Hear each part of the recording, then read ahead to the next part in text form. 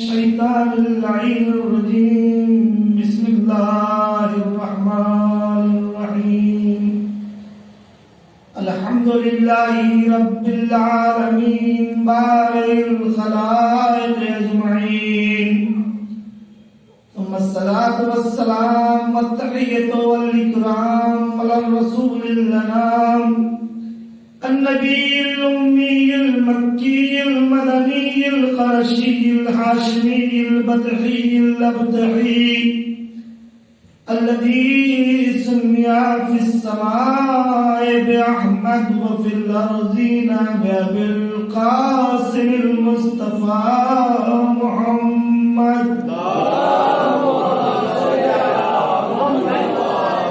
وعلى آله الطيبين الطاهرين المعصومين المظلومين المنتخبين الذين أذهب الله عنهم الرجس وطهرهم تطهيرا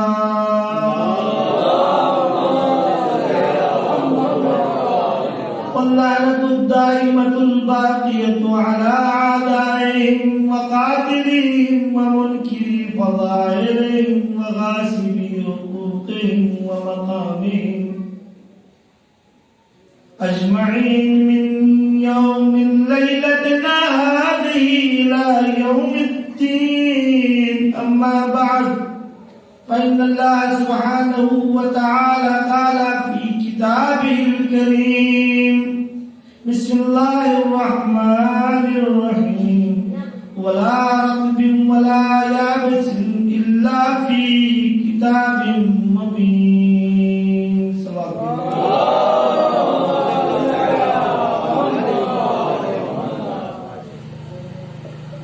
ازاداران مدینہ کربلا پہلی محرم کی تاریخ اور اس اذا خانے کی دوسری مجلس ہے.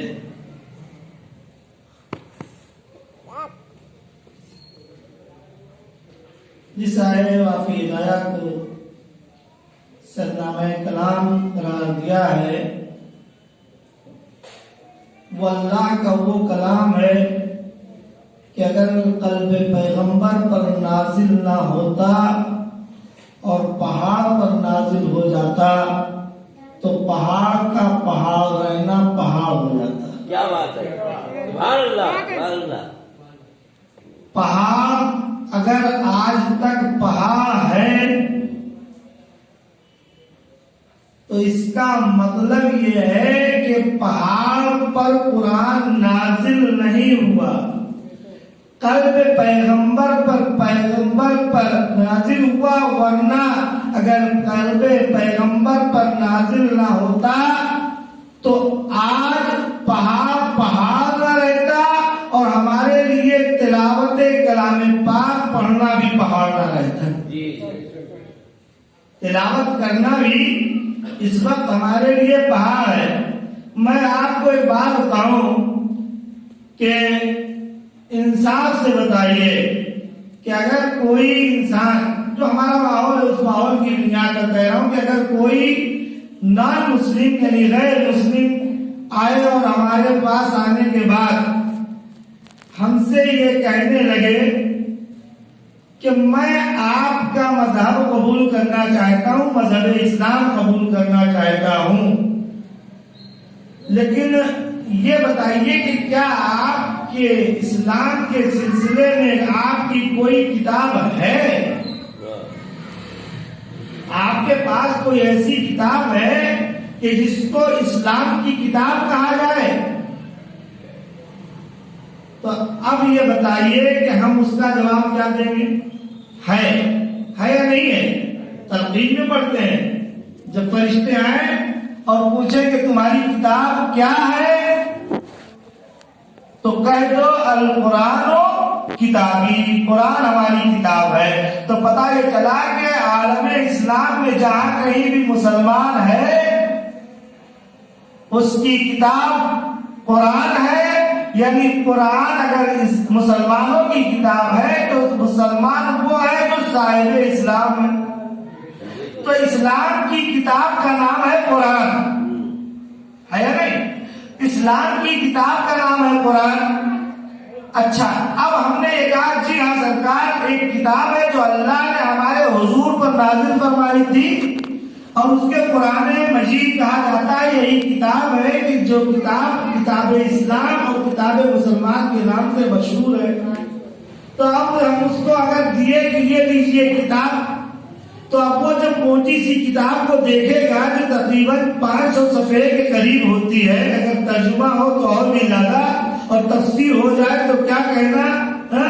اب وہ دیکھنے کے بعد بائے بسم اللہ سے سین کے مناس کی سین تک جو اس کے اندر تقریباً 6000 سے زیادہ آیتیں پائی جاتی ہیں، ہے نہیں؟ تو 6000 سے زیادہ آیتیں پائی جاتی ہیں. یہ سب جب اس کو دیا جائے گا تو ایک مرتبہ وہ یہ سوچے گا کہ آخر اتنی موٹی کتاب یہ مسلمان جو ہمیں دے رہا ہے یہ ہم پڑھیں گے کیسے. تو ایک مرتبہ اگر اس نے یہ پوچھ لیا کہ سرکار یہ جو کتاب ہمیں آپ دے رہے ہیں کیا آپ نے بھی خود اسے پڑھا ہے؟ کیا بات ہے؟ پوچھ سکتا ہے نا، نام مسلم ہے وہ غیر مسلم ہے، پوچھ سکتا ہے کہ سرکار یہ کتاب جو آپ کی اسلام والی ہے، آپ کے اسلام کی نمائندگی بلکہ آپ کے اللہ کی طرف سے آپ کے پیغمبر اسلام اس کتاب کو لے کر آئے ہیں، انہی کے قلب مطہر پر نازل ہوئی ہے، اس کو آپ نے کبھی پڑھا ہے پوری؟ تو ہم کیا جواب دیں گے؟ کیا جواب دیں گے؟ آیا ہمارا جواب مثبت ہو سکتا ہے کہ جی ہاں آپ نے پوری پڑھی ہے؟ نہیں، وہ اور زمانہ تھا کہ جس زمانے میں یہ کہا جا سکتا تھا کہ ہاں ہم نے اس کتاب کو پوری پڑھا ہے، لیکن آج کے اس انگلش میڈیم ماحول والے تو بالکل نہیں کہہ سکتے. تو آپ انصاف سے بتائیے کہ جس کتاب کے لیے ہم یہ دعویٰ کریں کہ یہ ہمارے اللہ کی کتاب ہے، یہ ہمارے اسلام کی کتاب ہے، یہ پیغمبر اسلام کی کتاب ہے، یہی وہ کتاب ہے کہ اگر قلب پیغمبر برداشت نہ کرتا، قلب پیغمبر برداشت، دیکھیے معمولی بات نہیں ہے. جب کلام الہی ہوتا ہے نا تو کلام الہی کو صرف نبی کا سینہ ہوتا ہے جو برداشت کر سکتا ہے، ورنہ باقی کوئی نہیں برداشت کر سکتا. پہاڑ سے زیادہ مضبوط کوئی شے نہیں ہے. لیکن اگر قلب پیغمبر سے ہٹ کر پہاڑ پر نازل ہوتا ہے کلام الہی تو پہاڑ نہ رہ جاتا، ذرات میں بدل جاتا. دلیل، جی ہاں دلیل ہے. آئیے کوہ طور ہے، کوہ طور پر جناب موسیٰ کی قوم ہے نا، جناب موسیٰ کی قوم ہے، کیا کہہ رہی ہے؟ موسیٰ تم یہ کہہ رہے ہو کہ تمہارے خدا نے یہ کہا ہے، تم یہ کہہ رہے ہو تمہارے خدا کا یہ حکم ہے، تم یہ کہہ رہے ہو تمہارے خدا نے یہ حکم دیا ہے، یہ فرمان دیا ہے، یہ کرنا اور یہ نہیں کرنا ہے. ہم ایسے نہیں مانیں گے جب تک ہم اللہ کو خود نہ دیکھ کر تمہاری طرح خود اس سے بات کرتے ہیں. جناب موسیٰ نے جا کر اللہ سے کہا، اللہ نے کہا انہیں ذرا سمجھا دو کہ یہ اللہ سے کلام کیا کریں گے. اللہ کے کلام میں وہ جلالت پائی جاتی ہے نا کہ جسے عام انسان برداشت نہیں کر سکتا، اس کے لیے نبی ہونا شرط ہے. وہی برداشت کر سکتا ہے. تو اب ایسے میں جناب موسیٰ نے آ کر کہا نہیں، بات اسی وقت ہماری بنے گی آپ سے کہ جب آپ ہمیں وہی لے جائیے جہاں پر آپ اللہ سے محض گفتگو ہوتے ہیں، کلام کرتے ہیں. تو کیا ہوا؟ جناب موسیٰ نے کہا کہ اللہ یہ مان نہیں رہے ہیں. کہا تو پھر بلا لاؤ. نہیں مان رہے ہیں، بلا لاؤ. جب کہا بلا لاؤ، بلا لائے. 70,000 لوگوں نے 70 آدمیوں کو چن کر بھیجا جناب موسیٰ کے ساتھ ساتھ. جاؤ، جیسے یہ بات کر رہے ہیں ویسے ہی تم بھی بات کر کے آؤ، جیسے یہ اللہ سے گفتگو کر رہے ہیں ویسے ہی تم بھی کر کے آؤ. جب تم آؤ گے بتاؤ گے تو ہم مانیں گے. پہنچے، اللہ نے کہا لن ترانی یا موسیٰ. یہ کون سی لن ترانی ہے؟ یہ کون سی لن ترانی ان کی ہے کہ ضد پر آئے ہوئے ہیں؟ میں کہہ رہا ہوں کہ لن ترانی، الفاظ پر غور کریں. میں کہہ رہا ہوں لن ترانی، پھر بھی ان کی لن ترانی ختم نہیں ہو رہی ہے. گئے اور جانے کے بعد ادھر اللہ نے کہا دیکھو اگر ان کو مجھ سے بات کرنی ہے نا، میرے کلام کے زور کو اگر انہوں نے برداشت کر لیا تو یہ سمجھ لو کہ یہ مجھے دیکھ لیں گے۔ ایک ابھی کلام نہیں ہوا، کلام سے پہلے کلام کا نور جب سامنے آیا، نور جب سامنے آیا، سارے کے سارے ختم ہو گئے۔ جناب موسیٰ بے ہوش ہو گئے۔ تھوڑی دیر بعد جب ہوش میں آئے تو کیا دیکھتے ہیں؟ یہ 70 کے 70 سب کے سب خاکستر ہے نا، 70 کے 70 خاکستر ہو گئے ہیں۔ اور جب یہ دیکھا جناب موسیٰ باہر گھبرائے، اے میرے اللہ یہ کیا ہو گیا؟ یہ 70 آئے تھے تو مائندگی میں 70 ہلاک کی، تو نے ان 70 کو مار دیا۔ اے موسیٰ جاؤ ان سے کہہ دو کہ وہ سب کے سب مر گئے، ان کے اندر اتنی طاقت نہیں تھی کہ کلام الہی کے بوجھ اور جلالت کو یہ سہ سکتے۔ جناب موسیٰ کہتے ہیں یا اللہ اتنی مہربانی کر دے، اگر یہ زندہ ہو گئے اور گئے تو ان کی بات قوم والے مان لیں گے، اگر میں اکیلا گیا تو میری بات کو نہیں مانا جائے گا۔ تو کیا ہوا؟ اللہ نے انہیں زندگی دی اور انہیں لباس میں زندگی دی۔ تو بات یہ بتانی تھی کہ کلام الہی کے بوجھ کو یا تو معصوم سینہ ہوگا جو برداشت کرے گا، اور یا تو پھر نبی کا کلیجہ ہوگا جو برداشت کر سکتا ہے، ورنہ کوئی اور برداشت نہیں کر سکتا۔ تو بھائی یہی تو میں کہہ رہا ہوں، جب کلام الہی کے بوجھ کو ہر ایک برداشت نہیں کر سکتا تو ہر ایک اسے سمجھ کیسے سکتا ہے؟ ہر ایک اسے سمجھ بھی نہیں سکتا ہے۔ اور کیوں سمجھ سکتا ہے؟ اگر یقین جانیے ہمارے یہاں کا جو ماحول ہے، آپ انصاف سے بتائیے قرآن مجید کی تلاوت کو کس حد تک کیا جاتا ہے؟ کبھی ہم نے اس بات پر غور کیا کہ ہم مخلوق خالق کی کتابوں کو اسکولوں میں جا کر کئی گھنٹے تک پڑھتے ہیں نہیں پڑھتے ہیں؟ کم سے کم ہم مخلوق الہی کی کتاب کا مطلب انگلش کی، وہ میتھ کی کتاب اور یہ کتاب اور وہ انگلش کی کتاب اور سائنس کی کتاب اور کیا کیا دنیا کی کتابیں جو ہیں وہ پڑھتے ہیں۔ کتنی دیر تک پڑھتے ہیں؟ جب تک اسکول میں رہتے ہیں تب بھی پڑھتے ہیں، وہاں سے آئے تو ٹیوشن لگا دیا، اسکول میں بھی پیسہ اس کے لیے دیا، گھر پہ بھی پیسہ دے رہے ہیں اس کے لیے۔ لیکن آپ انصاف سے بتائیے یہ جو سارے پیسے دیے جا رہے ہیں، کبھی ہم نے یہ سوچا کہ ہم یہ کس علم کے لیے دے رہے ہیں؟ عزیزان گرامی، قرآن وہ کتاب ہے کہ جس کے اندر اگر سائنس پڑھنے والا ایک سائنسداں پڑھنے لگے تو یہ کہے گا کہ ساری چیزیں سائنس کی پائی جاتی ہیں۔ تاریخ داں اگر مطالعہ کرنے لگے تو یہ کہے گا تاریخ پوری اس میں موجود ہے۔ عقیدے کی بحث کرنے والا متکلم اگر اسے پڑھنے لگے تو اس کو متکلم کو کلام کی ساری گفتگو قرآن میں نظر آئے گی۔ اگر ایک ڈاکٹر اس کا مطالعہ کرنے لگے تو اسے یہ نظر آئے گا کہ ڈاکٹری کے سارے اصول اس کے اندر نظر آ رہے ہیں۔ یہی نہیں بلکہ قرآن وہ کتاب ہے کہ جس کے اندر جنت کا علم بھی ہے، جنت کے علاوہ دوزخ کا علم بھی ہے، جنت میں جائے گا کون اسی قرآن میں ملے گا، جنت میں کتنے طبقات ہیں اسی قرآن میں ملے گا، جنت میں جانے والوں کی کتنی قسمیں ہوں گی اسی قرآن میں ملے گا، جنت میں جانے والوں کو کھانے میں کیا ملے گا اسی قرآن میں ملے گا، جنت میں جانے والوں کو پینے کا کیا ملے گا اسی قرآن میں ملے گا، جنت میں کون کس درجے پر رہے گا اسی قرآن میں ملے گا، عام آدمیوں کا جگہ کہاں رہے گی اسی قرآن میں ملے گا، صحابہ پیغمبر کہاں رہیں گے اسی قرآن میں ملے گا۔ اور یہی نہیں بلکہ وہ کہ جو اوصیاء انبیاء ہیں ان کی جگہ کہاں رہے گی اسی قرآن میں ملے گا۔ لیکن ایک بات یہ بتا دوں، جنت میں جانے والے تو بہت سے ہوں گے لیکن جنت کو تسلیم کرنے والے بہت کم ملیں گے۔ جنت میں جانے والے تو بہت رہیں گے لیکن جنت کے سردار ہر ایک نہ بن سکیں گے۔ ساری خواتین جو پیغمبر پر ایمان لائے ہیں سب جنت میں تو جا سکتی ہیں لیکن خواتین جنت کی سردار نہیں بن سکتی۔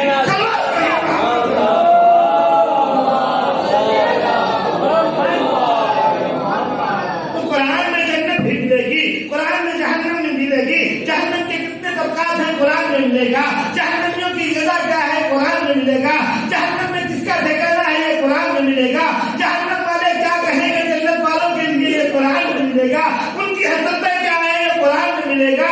اگر آپ کو قرآن میں ملے گا. جہنم کی سزا کیا ہوگی یہ قرآن میں ملے گا.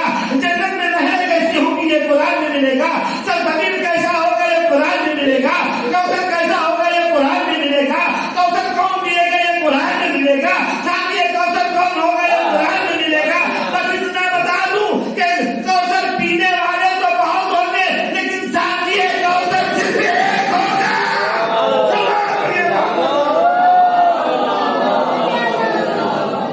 نعرہ تکبیر، نعرہ رسالت، نعرہ حیدری، نعرہ سلوات. بھائی یہاں پہ کیا چل رہا ہے؟ سرزمین کیا ہے یہ قرآن میں ملے گا. کوثر کیا ہے یہ قرآن میں ملے گا. تسلیم کیا ہے یہ قرآن میں ملے گا. اگر آدم کو سمجھنا ہے تو قرآن کا مطالعہ کریے. نوح کو سمجھنا ہے تو قرآن کا مطالعہ کریے. شیخ کو سمجھنا ہے تو قرآن کا مطالعہ کریے. ابراہیم کو سمجھنا ہے تو قرآن کا مطالعہ کریے. عیسیٰ کو سمجھنا ہے تو قرآن کا مطالعہ کریے. الفاظ کو بدل کر کہوں کہ اگر آدم میں علم کو جاننا ہے تو قرآن کا مطالعہ کریے. اگر ابراہیم کی خلق کو جاننا ہے تو قرآن کا مطالعہ کریے. اگر یہ جاننا چاہتے ہیں کہ عیسیٰ روح اللہ کیسے ہوئے تو قرآن کا مطالعہ کریے. موسیٰ کلیم اللہ کیسے ہوئے تو قرآن کا مطالعہ کریے. اگر یہ جاننا چاہتے ہیں کہ محمد مصطفیٰ خاتم النبی عزت سے ہے تو قرآن کا مطالعہ کریے.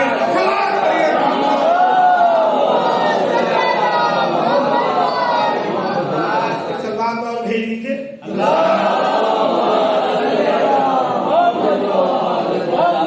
قرآن سے اپنے آپ کو نزدیک کیجیے. جنت سمجھ میں آ جائے گی. دوزخ سمجھ میں آ جائے گی.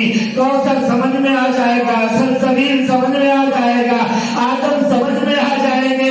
جب تک آدم سمجھ میں نہ آئیں گے جب تک آدمی بننے کا امکان نہیں ہے.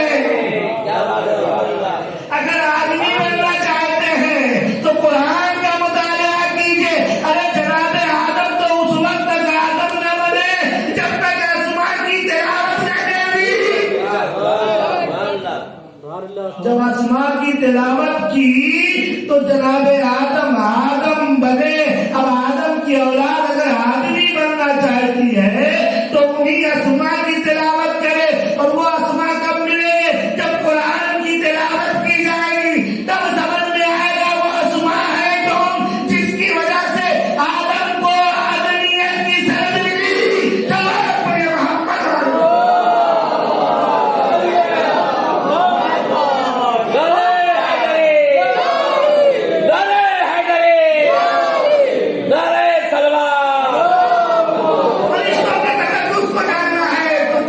مطالعہ کریے.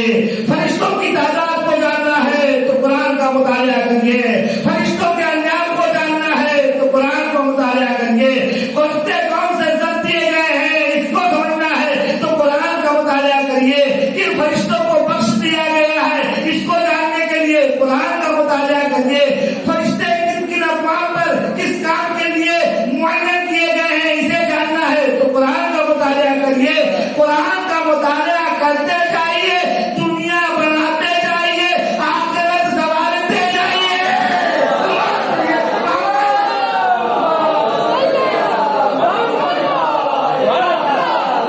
اور کیوں نہ یہ ساری چیزیں قرآن میں ہوں.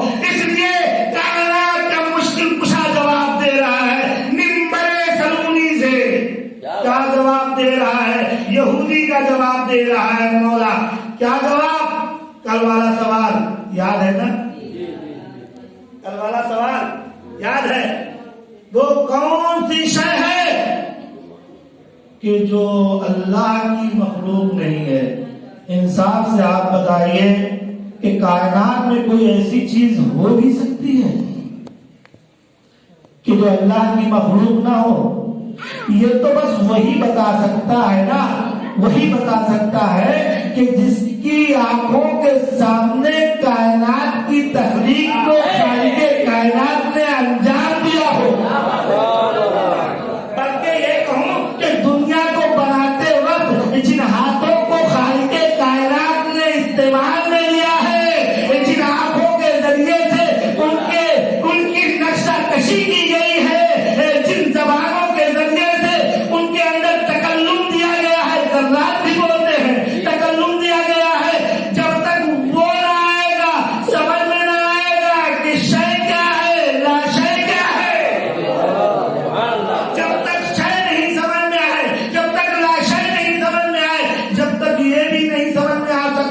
کہ وہ کون سی شے ہے جو اللہ کی مخلوق نہیں ہے. سائر ممبر سرونی ممبر کوفہ پر سامنے یہودی عالم، آپ توحید کی باتیں کرتے ہیں جی، آپ اللہ کے خالق سمجھتے ہیں جی، آپ اللہ کو پوری کائنات کا خالق سمجھتے ہیں جی، اپنی مشکل بتائیے کیا ہے؟ مشکل بتاؤ، کیا تمہیں کوئی مشکل درپیش ہے؟ کہا ہاں مشکل درپیش ہے. تو کہا مشکل کشا ہے کس لیے؟ مشکل کشا کس لیے ہے؟ مشکل تو بتاؤ، جلدی بتاؤ، ورنہ تو میں تمہارے دل کی بات کو کہہ جاؤں گا. کہا جی ہاں. کھڑا ہو گیا. معاف کریے گا سرکار، جی بولو کیا بات ہے؟ میں تو کہی رہا ہوں جو پوچھنا ہو پوچھ لو. وہ کون سی شے ہے جو اللہ کی مخلوق نہیں ہے؟ ایک مرتبہ جن کی نگاہوں کے سامنے وہ عین اللہ کہ جس کی نگاہوں کے سامنے کائنات کو اللہ نے بنایا تھا. کیا بات ہے؟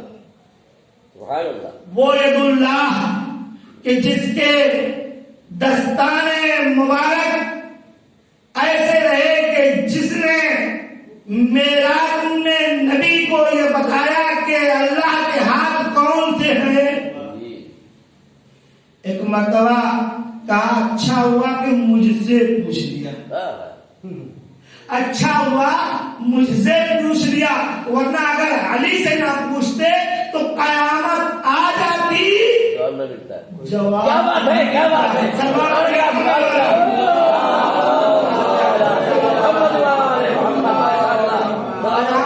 جاتی، جواب نہ ملتا. دیکھیے شاید میں جواب کا پہلے ہی پورا پڑھوں، بعد کی تفصیل انشاءاللہ بعد کی مجلس میں، اس لیے کہ میرا وعدہ ہے دوسری مجلسیں بھی ہیں. کل کی تاریخ تو مجھے نہیں معلوم تھا، اس لیے ایسا ہو گیا کہ تاخیر ہو گئی. میں جن حضرات کے دل مجروح ہوئے ہیں، میں بہرحال اپنے دعونے آپ میں مجھے گنجائش دیں، لیکن یہ کہ انشاءاللہ آج وقت پر یہ مجلس ختم ہو جائے گی. کہ دیکھیے ایک مرتبہ صاحب منبر سرونی نے اپنی ان آنکھوں کا استعمال کیا کہ جن آنکھوں کو اللہ نے اپنی طرف نسبت دے دی، بلکہ یہ کہوں کہ ان آنکھوں کا استعمال کیا کہ جس کا سودا پہلے کر چکے تھے کنفرم شرح ہجرت. سودا پہلے ہو چکا تھا، طے ہوا پہلے ہی، لیکن بات پوری ٹرانسفر والی جو ہے وہ شب ہجرت ہوئی، ہجرت کی شب ہوئی. کہا اچھا ٹھیک ہے، اگر تم یہ جاننا چاہتے ہو تو یہ جان لو کہ وہ قرآن مجید ہے جو اللہ کی مخلوق نہیں ہے. اچھا یہودی تو سمجھ گیا کہ علی جو کہہ رہے ہیں وہ صحیح کہہ رہے ہیں، اور شاید یہودی زمانے والوں کو یہی بتانا بھی چاہتا تھا کہ قرآن کی اہمیت کیا ہے، اس لیے کہ اس نے قرآن اور صاحب قرآن کے بارے میں اپنی کتاب میں پڑھ لیا تھا. بھئی ہمارے یہاں مسلمانوں میں تو یہی کمی ہے کہ ہم اپنی کتابوں کو پڑھتے نہیں. اپنی کتابوں کو تو پڑھیں، اپنی کتاب اور صرف ایک ہی کتاب ہے. وہ اور بات ہے کہ ایسی کتاب ہے کہ جس میں سارے کے ساری فقہ بھی مل جائے گی، ساری کی ساری تاریخ بھی مل جائے گی، ساری کے ساری سائنس بھی مل جائے گی، ساری کے ساری ڈاکٹری بھی مل جائے گی، ساری کے سارے عقیدت بھی مل جائے گی، سارا کے سارا عقیدہ بھی مل جائے گا، سارا کے سارا کلام بھی مل جائے گا، ہر ایک طرح کی انجینئرنگ بھی مل جائے گی، سب کچھ مل جائے گا. وہ بات الگ ہے، لیکن ہے ایک کتاب. اس ایک کتاب کو اسی ایک اکیلے نے بھیجا ہے کہ جس نے کائنات کی ہر شے کو پیدا کیا، لیکن قرآن اس کی مخلوق نہیں. ایک سلام دے محمد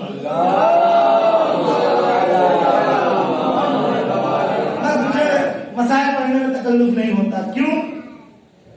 اس لیے کہ ربط مسائل اگر ایک مجلس ہو تو دیا جائے، جہاں سلسلہ محرم عشرے کا چل رہا ہو وہاں وقت کو پیش نظر رکھنا ہے. انشاءاللہ اس کے اوپر مزید گفتگو کہ مولا کائنات نے کیسے کہا کہ یہ اللہ کی مخلوق نہیں ہے، اس کے اوپر مزید گفتگو ہوگی آئندہ میں بھی سنیں۔ لیکن انصاف سے بتائیے آج ہم فرش ادا پر بیٹھے ہیں، کس کے غم میں بیٹھے ہیں؟ کس کے غم میں بیٹھے ہیں؟ مظلوم کربلا کے غم میں بیٹھے ہیں، کربلا کے پیاسے کے غم میں بیٹھے ہیں۔ وہ مظلوم کربلا کی ایک خصوصیت جو ہے وہ سروتر میں جدائی کے بعد نظر آئی ہے۔ پہلے تو کئی بار اس کے پہلے کہ نبی مسجد سے گھر تشریف لاتے، حسنین گھر میں آ کر ماں کو پورا قرآن جو اس وقت نازل ہوتا تھا سنا دیا کرتے تھے۔ لیکن ایک خصوصیت مظلوم کربلا کے سر اور تن میں جدائی کے بعد کہاں نظر آتی ہے؟ وہاں نظر آتی ہے کہ جہاں دربار میں اہل حرم کو بے مقنوں چادر جانا ہے اور نو کے نیزہ پر بادشاہ حسین کا سب ہے۔ سمجھ گئے نا؟ ہم حسین کی چاہنے والے ہیں، ہم قرآن سے دور ہمیں نہیں رہنا چاہیے۔ نو کے نیزہ پر مظلوم کربلا نے تلاوت کر کے یہ بتایا، قرآن پاک کی تلاوت کر کے یہ بتایا کہ ہمارا رشتہ قرآن سے ہے اور ہمارے والے کا بھی رشتہ قرآن سے ہے۔ تو ایسا نہ ہو کہ ہمارے نوجوان قرآن کی تلاوت سے ناواقف نہ آشنا ہو۔ سب سے پہلا فریضہ ہمارا یہ بنتا ہے کہ مجلسوں میں آنے سے پہلے اپنے آپ کو قرآن کی تلاوت سے مزین کر دیں، اس لیے کہ دربار میں جانے سے پہلے اہل حرم کے عروج سے پہلے نو کے نیزہ پر کٹے ہوئے سر نے تلاوت کر کے یہ بتایا کہ جب کسی عظیم جگہ پر جاؤ تو قرآن سناؤ، اور فرش ادا سے بڑھ کر کوئی اور عظیم جگہ نہیں ہو سکتی۔ یہ وہ جگہ ہے کہ جس جگہ کے لیے ملائکہ حضرتیں کرتے رہتے ہیں۔ ہاں واغذا یہ شب اور یہ تاریخ جو پہلی تاریخ ہے، اس میں وہ قافلہ مدینے سے پہنچا ہے کہ جس قافلے کو غریبوں کا قافلہ کہا جاتا ہے، لیکن ایسا غریبوں کا قافلہ تھا کہ جس کے اندر اتنی جرات اور اتنی طاقت تھی کہ اگر دشمن بھی آ گیا تو اسے پانی پلا دیا۔ آپ یہ سنتے ہیں کہ 28 رجب کو یہ قافلہ مدینے سے نکلا۔ کیوں نکلا؟ اس لیے کہ امام سے بیعت طلب کی گئی۔ دربار مدینہ میں حاکم مدینہ نے طلب کیا اور بتایا کہ یہ حکم آیا ہے کہ آپ بیعت کر لیجئے۔ امام اس وقت آنے والے قاصد سے کہتے ہیں جاؤ ہم ابھی تھوڑی دیر میں آتے ہیں، اور آنے کے بعد ایک مرتبہ جب امام مسجد سے گھر میں پہنچتے ہیں تو حسب معمول بہن زینب نے دسترخوان لگا دیا، اور دسترخوان لگانے کے بعد سارے کے سارے بھائی بہن دسترخوان پر بیٹھ گئے۔ لیکن اس وقت حسین کچھ کہہ نہیں رہے۔ زینب ایک مرتبہ بھائی کا چہرہ دیکھتی ہے، عباس برابر کے بھائی آقا کا چہرہ دیکھتے ہیں، کنیزل جوان علی اکبر بابا کا چہرہ دیکھتے ہیں، قاسم نوجوان چچا کا چہرہ دیکھتے ہیں۔ آخر آج چچا کو ہو کیا گیا؟ نہ کوئی گفتگو ہے نہ کوئی بات ہے۔ اور ایک مرتبہ جب شب ہو جاتی ہے کہتے ہیں ہمیں جانا ہے، دربار میں جانا ہے، ہمیں بلایا گیا ہے۔ جب جانے لگتے ہیں تو جناب زینب تڑپ جاتی ہیں اور تڑپنے کے بعد کہتی ہیں بھیا اکیلے نہ جائیے، مجھے دربار کے سارے واقعے کو نہیں پڑھنا ہے، جلدی سے مسائل ختم کرنا ہے، لیکن تاریخ کے تھوڑے سے پہلو کو بتانا ہے کہ امام حسین دربار میں جاتے ہیں اور جانے کے بعد اکیلے جاتے ہیں، ساتھ میں 18 جوانان بنی ہاشم ہے جو جناب زینب کے کہنے پر آئے ہیں، اور ان میں عباس ہے کہ جو کہہ رہے آقا آپ اکیلے کیسے جائیں گے؟ حسین مظلوم کہتے ہیں بھیا عباس مجھے اکیلے بلایا گیا ہے، تمہارے آنے کی ضرورت نہیں ہے۔ بابا ایک بتا کہتے ہیں ایسے کیسے ہو سکتا ہے کہ آپ جائیں اکیلے اور یہ خادم اور یہ غلام یہیں پر رہے؟ امام کہتے ہیں اچھا ٹھیک ہے، اگر تم یہ سوچ رہے ہو کہ ہمارے ساتھ کوئی حادثہ پیش ہو جائے گا تو اگر میری آواز بلند ہو جائے تو اندر آ جانا، لیکن جب تک آواز بلند نہ ہو جب تک اندر نہ آنا۔ الغرض حاکم مدینہ نے حاکم وقت کی بیعت کے مطالبے کو سامنے رکھا، اور جب سامنے رکھ لیا تو امام نے کہا کہ اس وقت کیا کرو گے؟ یہ تحت لے کے دن کے وقت آئیں گے، جب دن کا اجالا ہوگا تو لوگوں کے سامنے اس کا فیصلہ ہو جائے گا، ایسے کیا فائدہ ہے؟ اتنا کہہ کر نکلنا چاہتے تھے کہ ایک مرتبہ ایک شقی کہتا ہے اے حاکم حسین سے بیعت ابھی لے لو، اگر یہ ابھی نکل جائیں گے ہاتھ سے تو کبھی ہاتھ نہ آئیں گے، اور اگر بیعت نہ کرے تو ان کے سر کو قلم کر لو۔ اتنا کہنا تھا کہ حسین نے ایک مرتبہ اس سے مخاطب ہو کر کہا تیری حسین کا یہ کہنا تھا کہ آواز لالو کے قیامت تک پہنچی، ایک مرتبہ میرے آقا خیر ہے، زینب نے مجھے بھیجا ہے، کس کی مجال ہے میرے آقا سے ملاقات کر سکے؟ تاریخ کہتی ہے کہ حسین نے عباس کو اپنے کلیجے سے لگا لیا، اور اگر حسین نے عباس کو اپنے کلیجے سے نہ لگایا ہوتا تو دربار میں کوئی زندہ نہ بچتا۔ میرے بھیا عباس کربلا نہیں ہے، حسین آتے ہیں، 27 کا دن گزرا، رات 28 کی گزری، صبح نمودار ہوتی ہے۔ رات ہی کے وقت جناب عباس کو مولا حسین بلاتے ہیں، اور بلانے کے بعد کہتے ہیں دیکھو جو میرے ساتھ جانے والے ہیں ان کی فہرست تیار کر دو۔ سب سے پہلے اپنا نام لکھوایا، پھر غازی عباس کا نام، جناب علی اکبر کا نام، اور اس کے بعد جب مردوں کا نام لکھوا چکے تو ایک مرتبہ شہزادی زینب کے نام کو لکھوایا۔ عباس طلب اے میرے آقا میری شہزادی کس لیے؟ اے عباس خدا کو یہی منظور ہے کہ زینب بھی میرے ساتھ جائے۔ کانپتے ہوئے ہاتھوں سے غازی عباس نے شہزادی کا نام لکھا، یہاں تک مرحلہ پہنچا کہ ایک مرتبہ سکینہ کا نام آتا ہے۔ اے بھیا سکینہ کا نام بھی لکھ دو۔ عباس طرف جاتے ہائے میری سکینہ بھی جائے گی۔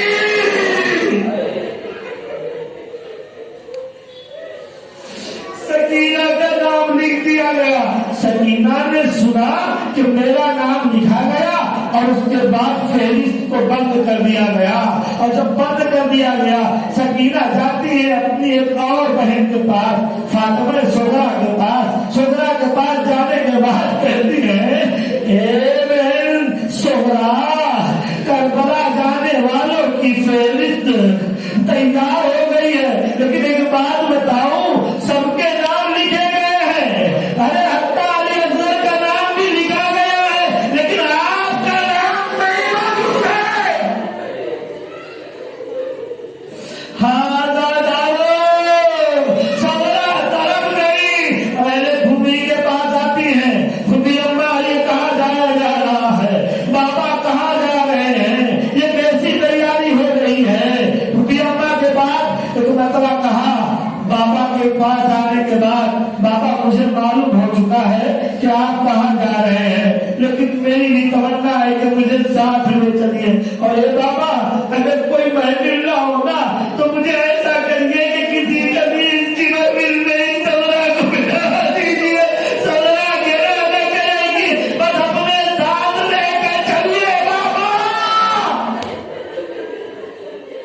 اپنے ساتھ لے کر چلیے، ہمارے طرف قافلہ تیار ہو